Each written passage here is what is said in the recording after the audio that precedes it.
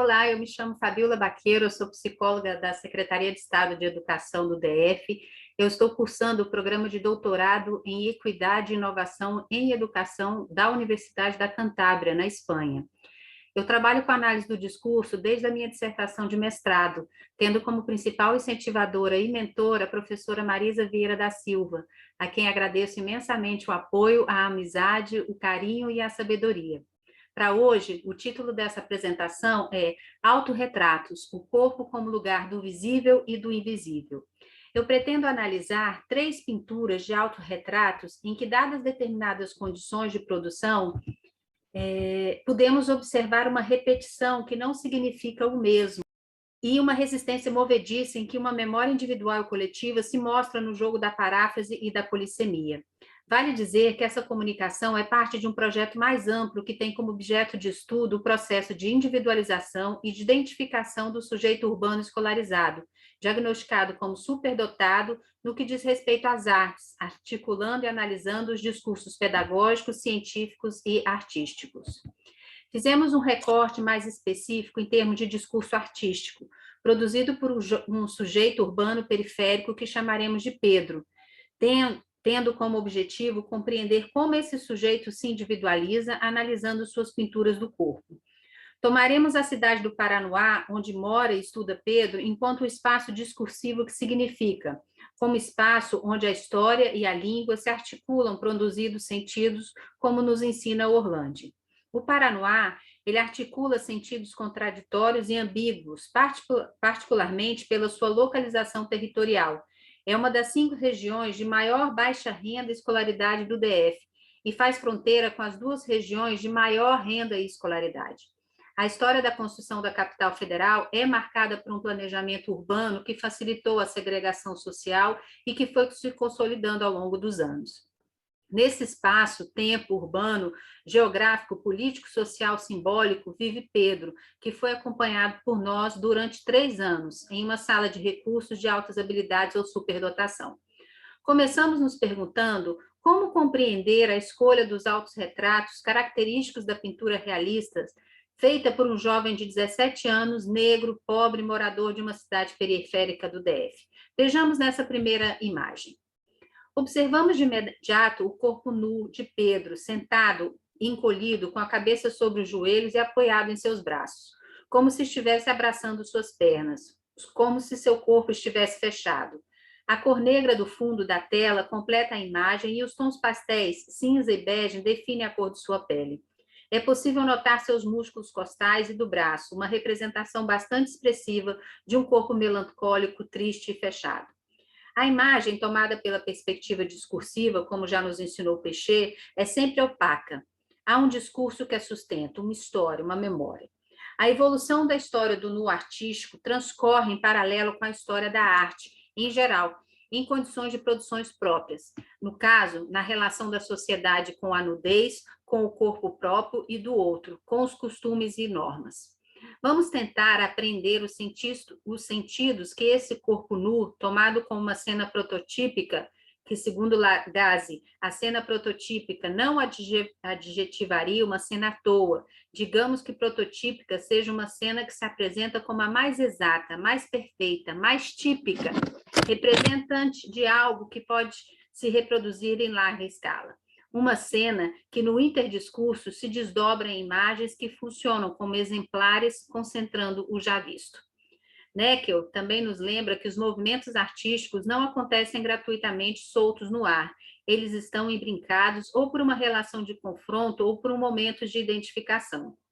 Mesmo que de forma breve, tentaremos aqui desvelar alguns sentidos que esse corpo nu masculino representou em determinados momentos históricos para compreender o imaginário acerca dessa representação nas pinturas de Pedro.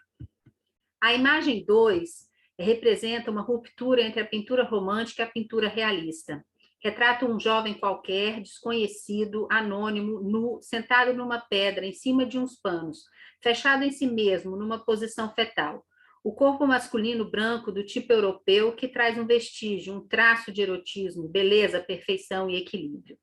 Já a imagem 3 é uma releitura da imagem 2, uma fotografia. Nessa imagem destaca o título Caim, que nos remete a uma formação discursiva religiosa.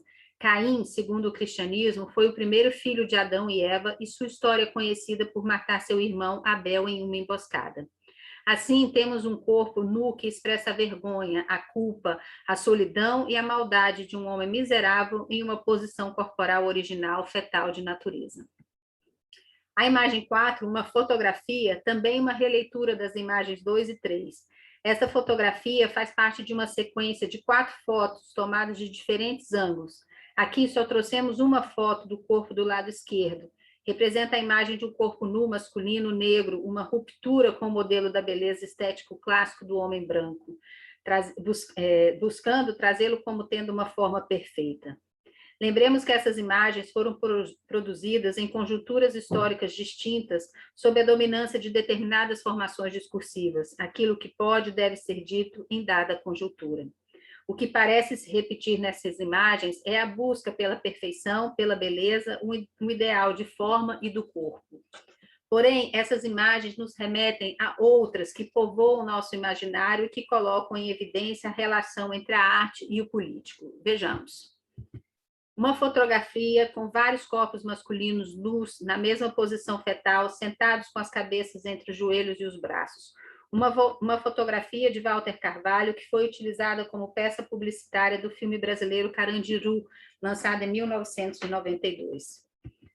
Nos deparamos com as imagens 5 e 6, observamos que os corpos nus que aparecem na imagem não são um nu artístico, mas sim corpos pelados de presos, homens condenados, em estado mais puro e animal. São corpos que denunciam a barbárie, trazem um desconforto. É a imagem de corpos nus objetificados como animais ou coisas, desumanizados. O que possibilita desdobramentos estatísticos sobre a população masculina encarcerada, que ajudam a construir um imaginário de que todos os jovens, pobres, negros não escolarizados são marginais, bandidos, são corpos vulneráveis, objetos. Sentidos que se circulam em instituições sociais como a escola, a polícia, a casa, a igreja, que vão povoando o imaginário de muitos corpos como os de Pedro. Corpos sem liberdade, culpados, impedidos, mas musculosos, belos, sexualizados, objetos de desejo. A partir da noção de transparência da linguagem, temos o caráter material do sentido das palavras, dos enunciados e das imagens, indicando que o sentido não existe em si mesmo. Por isso é possível estabelecer essas relações de sentido entre essas imagens. Na imagem 7, produzida por Pedro, temos a pintura do seu dorso, totalmente tomando toda a tela, e as mãos arranhando o peito, tentando ferir a pele, rasgar o peito. A ideia de força e movimento nos dedos são reforçadas pelos desenhos das veias, músculos e das tonalidades entre a cor e a sombra do bege, marrom, cinza e preto. A ambiguidade entre os sentimentos de um corpo perfeito diante da imperfeição do mundo, marcada pelas diferenças da cor e das desigualdades sociais, se materializam em um corpo negro e pobre, causam dor, raiva e provocam rupturas na pele. Como pode esse corpo negro ser merecedor do privilégio da escolarização universitária? Deixar de ser um corpo aprisionado ao fracasso a ser sempre excluído, especialmente quando a possibilidade de entrar em uma universidade pública, em um curso de artes plásticas, ocupa um espaço urbano privilegiado em um lugar social diferente daquele comumente esperado para esse corpo. Lembramos Modesto, que fala sobre uma discursividade da resistência do corpo negro. Já a pintura de Pedro, a 8, denominado Ninar, traz o seu corpo deitado de costas em um pano vermelho, um corpo deitado e retorcido quase em posição fetal. O tamanho do corpo agora é menor em proporção do tamanho da tela, está centralizado numa tela de fundo negro. Seus músculos, agora relaxados, não demonstram a tensão, a força muscular. Chama também nossa atenção o jogo entre a presença e a ausência de um rosto, o efeito de anonimato que produz. Trata-se, conforme Pedro, autorretratos, embora os rostos não estejam à mostra. O autorretrato, como ponto da formulação visual, é atravessado pelo interdiscurso, produzindo, dessa perspectiva, um efeito que falta, o rosto.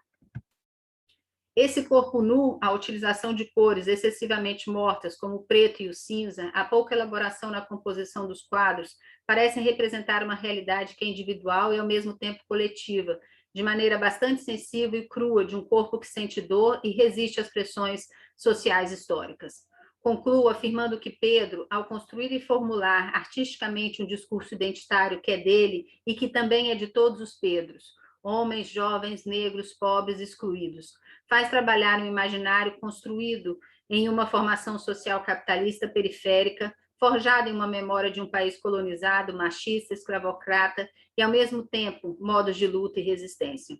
Um corpo atravessado pela história, pela memória e pela ideologia, que tem uma materialidade na qual se textualizam as lutas de classe e de gênero. Eu finalizo. Muito obrigada. E aqui algumas referências bibliográficas.